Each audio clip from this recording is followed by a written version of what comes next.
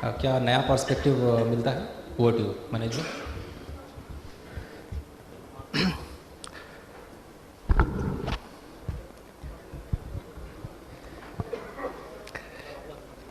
आज शायद पहली बार मैंने अपने पूरे बैकग्राउंड के बारे में इस मैगज़ीन के ज़रिए अपने सब लोगों के सामने रखा, और उसका असर मैं देख रहा हूँ कि जो मेरे मित्र कई साल से बड़े अच्छे एंकर अजय मिश्र जी हैं, वो भी घूम गए कि मैं क्या करता हूँ।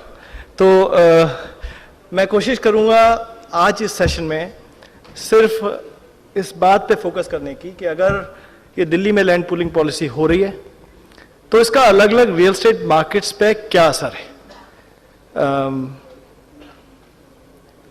आज सवेरे ये जो मैगजीन आपके हाथ में, ये रात में 4 बजे प्रिंट होके आई, और मेरे एक मित्र ने मेरा फोटो जो उस मैगजीन के अंदर है, उनके पास पहले से था, उसको उन्होंने एक मग पे भी प्रिंट करके मेरे पास भेजा। दोनों चीज़ें अभी मेरे हाथ में नहीं थी, पर मैंने इसको फेसबुक पे अपने पोस्ट किया। जो देख रहे हैं आप फेसबुक में तमाम सवेरे से ही बधाई वगैरह के मैसेज आने लगे। मार्केट के इम्पैक्ट को बताने के लिए मुझे सबसे पहले ये बताना जरूरी है कि नहीं, मैं थोड़ा रुकूंगा कि मैं देख रहा हूँ हमारे जो सेशन के चेयरमैन है वो आ गए हैं।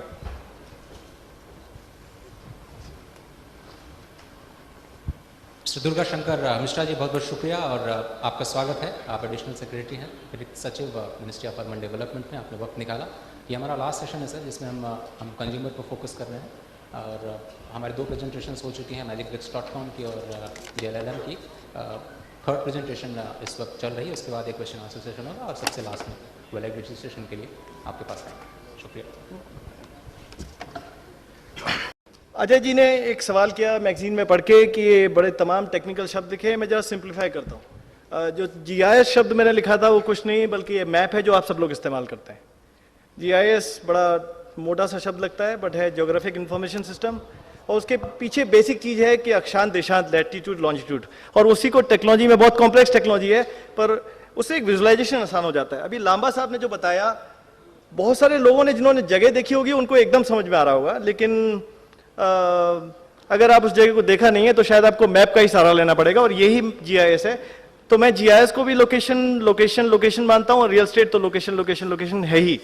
तो अब थोड़ा सा बहुत आसान तरीके से ये समझते हैं कि इस मार्केट से क्या असर होने वाला है। लामा साहब ने बोला कि नहीं, वो नहीं देख रहे हैं कि लैंड पूलिंग पॉलिसी से कुछ अभी ज़्यादा होगा, रीडेवलपमेंट में होगा। मैं भी एनालिस्ट हूँ, मैं थोड़ा ग्राउंड से ज़्यादा जुड़ा हुआ हूँ। लांबा साहब इंटरनेशनल प्रॉपर्टी कंसल्टेंट्स हैं, इनके व्यू पॉइंट इंटरनेशनल तरीके से आते हैं, मैं बहुत अलग तरीके से देखता हूँ। मुझे लगता है आज भी बहुत मार्केट मोमेंटम है। आप L जोन को देखिए, आप P2 जोन को देखिए, आप N जोन को देखिए, वहाँ पे तो किसानों के पास ज़मीन बहुत कम बची है। अगर आप परसेंटेज देखें तो वो इन्वेस्टर्स हैं। अब आपकी टेक्निकल नॉलेज टर्मिनोलॉजी में वो इंस्टीट्यूशनल इन्वेस्टर्स नहीं है, पर मेरे लिहाज से वो तो जब ज़मीन मार्केट में आ चुकी है, उसमें ट्रांजैक्शन हो रहा है और मार्केट मूवमेंट हो रहा है। किस तेजी से या किस स्पेस पे है वो अलग नजरिया है। इस मैप को देखते हैं, सिंपल गूगल से मैप उतारा हुआ है मैंने, और कोशिश करूंगा इसको समझाने की। अगर आप देख पाएं कि जो हमारी लैंड पूलिंग पॉलिसी है वो ये आउटर दिल्ली L जोन, उसके ऊपर जाएं, उसके बिल्कुल बगल में K1 जोन, उसके ऊपर जाएं N जोन, और फिर यमुना की तरफ P2 जोन। ज्यादातर लोग जिनके पास जमीन है बिल्कुल इसको विजुलाइज कर रहे होंगे। मैप पे भी आपको दिखेगा ये पोर्शन।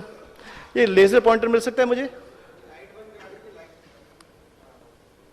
तो लाइट बंद कर दें जिससे सबको दिखे, और एक लेजर पॉइंटर प्लीज दीजिए मुझे।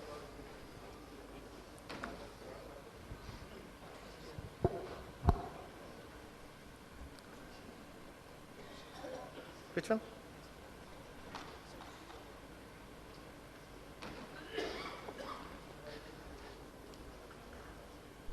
विषय जी, आपका माइक मिल सकता है, मैं नीचे आ जाऊं? एंकर साहब, चलिए मैं ऐसे कोशिश करता हूं।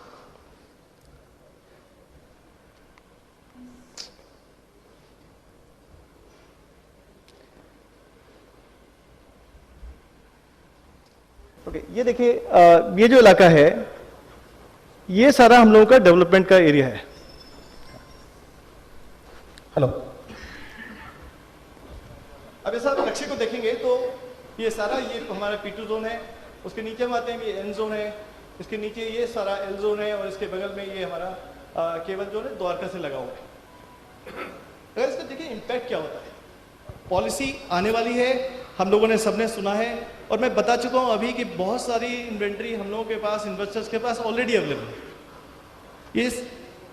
ये इन्वेंट्री के अवेलेबल होने से बहुत सारे मकान एक ऐसे रेट पे जो दिल्ली के अंदर संभव नहीं था, आज संभव हो पाता है। और इसका असर क्या होगा आप ये देखिए। सबसे पहले ये द्वारका के बगल वाला जो K2 जोन है यहाँ पे है, अगर यहाँ पे जमीन पूलिंग में आती है तो ये मकान बहुत जल्दी बिकेंगे, क्योंकि यहाँ के आसपास ऑलरेडी हैबिटेशन है, इसको ज़्यादा जरूरत नहीं है। हालांकि एरिया बहुत ख़राब है, लेकिन यहाँ काम बहुत जल्दी से स्टार्ट होगा, ये शायद रीडेवलपमेंट का वेट नहीं करेगा। एल जोन को अगर यहाँ पे हम देखते हैं, let's look at L zone, ये गुड़गांव के सेक्टर्स आपके इधर से चालू हो जाते हैं और आप देखिए द्वारका एक्सप्रेसवे के चक्कर में बहुत सारा डेवलपमेंट है।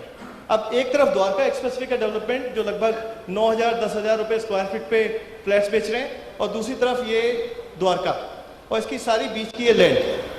कौन सा लॉजिक है कि यहाँ पे डेवलपमेंट देर में होगा?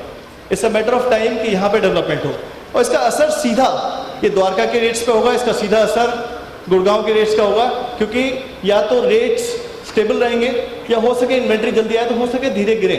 सो आप ये समझ के चलिए कि इन्वेस्टमेंट के लिहाज से ये जो इलाका होता है ये बहुत अच्छा इलाका बनता है। अब आते हैं हम ऊपर P2 जोन में। अब देखिए हम लोगों ने जो पहले मार्केट में देखा था कि सोनीपत और इस वाले रोड पे काफ़ी डेवलपर्स ने प्रोजेक्ट्स बनाए थे, ओमेक्स का भी प्रोजेक्ट था, काफ़ी लोगों ने बनाए थे और काफ़ी एक्टिविटी थी। उम्मीद थी कि दिल्ली से लोग जाके यहाँ पे रहेंगे हरियाणा में।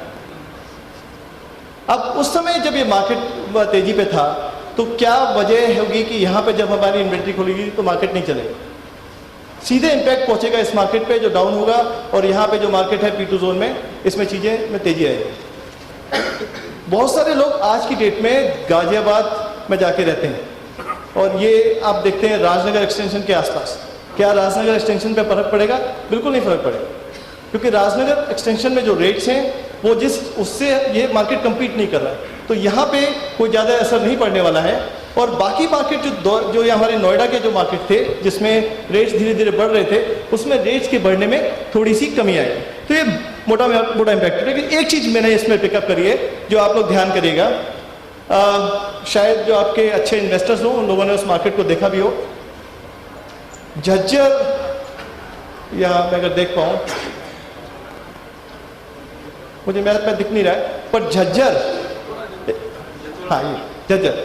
अभी देखिए ये सारा हमारा डेवलपमेंट का एरिया आएगा और इधर गुड़गांव का डेवलपमेंट है, और झज्जर में यहाँ पर एम्स 2 आ रहा है और इसके पास में शायद IIT ने भी 100 एकड़ जमीन ले ली है। मतलब इंस्टीट्यूशन डेवलपमेंट यहाँ पे स्टार्ट हो गया है। इसके आसपास बहुत सारे नए प्रोजेक्ट्स बन रहे हैं, और जो अर्ली इन्वेस्टर्स हैं उन्होंने इस इलाके में, झज्जर में और झज्जर के बगल से दिल्ली में लगे हुए इलाके, अभी से वहाँ से इन्वेस्टमेंट करना चालू कर दिया। तो मार्केट में सिर्फ ये समझिए कि हम लोग बैठे हुए हैं, इस पुलिंग लेंथ पुलिंग प्रोसेस से आने की थोड़ी सी जैसे ही आएगी आप मार्केट में इसका सीधा इम्पैक्ट देखेंगे। थोड़ा आगे जाते हैं वाइडर लेवल पे, क्या इसका मार्केट जो हमारा वाइडर NCR जिसको बोलते हैं, क्या उस पर इम्पैक्ट होगा? इस पर इम्पैक्ट एक बहुत छोटा सा इम्पैक्ट होगा कि जो इन्वेस्टर्स आज की डेट में राजस्थान से के इन्वेस्टर्स थे, या जो इन्वेस्टर्स NCR में कर रहे थे, क्योंकि वहाँ पर इंफ्रास्ट्रक्चर प्रोजेक्ट्स आ रहे थे। हम लेते हैं मानेसर के आगे नीमराना, उस बेल्ट में जो इन्वेस्टमेंट हो रहे थे, लोगों के पास दिल्ली में अच्छे ऑप्शंस अवेलेबल होंगे इन्वेस्टमेंट के लिहाज से। मैं रिटेल इन्वेस्टर्स की बात नहीं कर रहा हूँ, मैं इंस्टीट्यूशनल इन्वेस्टर्स की बात कर रहा हूँ। और क्योंकि दिल्ली के में एक फंडामेंटल स्ट्रेंथ है, आपकी सारी स्टडीज़ जितनी हैं वो बताती हैं कि दिल्ली में पॉपुलेशन ग्रोथ तो होनी है। मैं उसको बहुत दूसरे सिंपलिस्टिक तरीके से बताता हूँ कि अमेरिका में 70% लोग जो हैं वो शहरों में रहते हैं, 30% गाँव में रहते हैं। हम लोग के यहाँ जस्ट उल्टा रेशियो है, हम लोग डेवलपमेंट की तरफ जा रहे हैं। हमारी जो इकोनॉमी है उसमें फंडामेंटल शिफ्ट आ रहा है, हमें मकान चाहिए, शहर बढ़ेंगे, उसको कोई नहीं रोक सकता है। और दिल्ली में जो पोटेंशियल है वो बाकी शहरों में हम कितनी भी कोशिश करें उस लेवल पर नहीं है, चाहे मैजिक ब्रिक्स के इंडेक्स हो, चाहे हमारे जो नेशनल हाउसिंग बैंक है उनका इंडेक्स हो, सब इंडेक्स लगातार दिखाते हैं कि दिल्ली में जो रेट्स हैं वो हमेशा ज़्यादा बढ़ते रहे। तो Delhi market as a strength so उस मार्केट की तरफ जब पैसा मूव होगा तो थोड़ा सा इन मार्केट्स पे इम्पैक्ट पड़ने वाला है। लेकिन इसके इम्पैक्ट में एक और पहलू देखना पड़ेगा। बहुत तेजी से सरकार इन शहरों को, जो आउटर वाइडर एनसीआर वाले शहर, उनकी कनेक्टिविटी की बात कर रहे हैं। तो इसका इम्पैक्ट देखना पड़ेगा। अगर ये प्रोजेक्ट्स जल्दी नहीं आ पाए तो नेचुरली दिल्ली को फायदा होगा और बहुत सारा इन्वेस्टमेंट दिल्ली की तरफ आएगा। अब मैं थोड़ा सा आगे जाता हूँ। इस मार्केट की हमने बात कर ली। इंडिया लेवल पे क्या इंडिया के मार्केट को लैंड पूलिंग पॉलिसी इंपैक्ट करेगी? मैं बहुत खुद कहना नहीं चाहिए, लेकिन अब तक जितने भी प्रेडिक्शंस करे हैं on air, on print material, most of the predictions have come true. I'm standing out and we'll see in couple of years time. मुझे पूरा विश्वास है कि जो इन्वेस्टमेंट इससे पहले वेस्टर्न मार्केट्स में जाता था वो अब दिल्ली को बहुत दूसरे नज़र से दिखेगा, क्योंकि दिल्ली में जो स्पेस क्रिएट हो रही है वहाँ पे एक अलग तरीके की इकोनॉमी क्रिएट होगी और बहुत सारा इन्वेस्टमेंट उधर से भी आएगा। तो डाउन साउथ के मार्केट्स और मुंबई के मार्केट्स भी इम्पैक्ट होंगे। और दिल्ली में इसलिए फ़ायदा होगा कि बहुत सारे कंपनीज, जो IT कंपनीज दिल्ली में आएंगे। अभी गुड़गांव पेरिफेरल में जो था वो दिल्ली में भी काम होगा। मेरा सिंपल सबमिशन, सिंपल रिसर्च, जो हमने ग्राउंड से डेटा लिया, जो हमने तमाम लोगों से बात करके डेटा लिया, जो हमने अपनी वेबसाइट से डेटा लिया है, ये इंडिकेट करता है कि जो लैंड पूलिंग पॉलिसी है दिल्ली की, ये पहली एक ऐसी पॉलिसी है जो बहुत सारे लोगों को फ़ायदा पहुंचाएगी। जिन लोगों के पास दिल्ली में रहने के लिए मकान की कोशिश करते थे, ले नहीं पाते थे, DDA के लॉट्स में नहीं मिलता था, वो सब लोग इससे फ़ायदा उठाएंगे और दिल्ली के मार्केट में जो अभी इन्वेस्ट करेंगे उनको भी बाकी मार्केट से बेटर रिटर्न मिलेगा। Thank you.